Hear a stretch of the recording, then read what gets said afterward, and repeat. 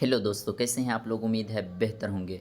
लगातार आप जो बीपीएससी से चयनित होकर आए हैं, उनको लगातार स्कूल अलॉटमेंट का लिस्ट जारी हो रहा है अलग-अलग ज़िलों से। इस बीच आज जो है, अभी जो है कुछ देर पहले शिवहर ज़िला का शिवहर ज़िला का स्कूल अलॉटमेंट लेटर ये लिस्ट जो है वो जारी कर दिया गया है। दूसरा लिस्ट जारी कर दिया गया है क्या कि गया का। दूसरा किसका जारी किया गया है? गया और जो है शिवहर का, ये 2 ज़िलों का जो है ये लिस्ट जारी कर दिया गया है। अब देखते हैं इसकी बात क्या है कि कब तक इनका जो लेटर ये वितरण का काम हो रहा है, क्योंकि जब ये स्कूल लिस्ट जारी हुआ है, इसके बाद जो है इसमें 1-2 दिन लग ही जाएँगे। यहाँ नाम होगा, रोल नंबर होगा, कैंडिडेट का नाम होगा, टीचर आईडी होगा और ये सब्जेक्ट होगा हमारा, और स्कूल का नाम ये यहाँ स्कूल का डिस्ट्रिक्ट का ये हो जाएगा हमारा, और सबका इसी तरह दिया हुआ है। तो आपका कहाँ पड़ा, कमेंट बॉक्स में ज़रूर बताएं। तो मिलते हैं इस तरह के नेक्स्ट वीडियो के साथ,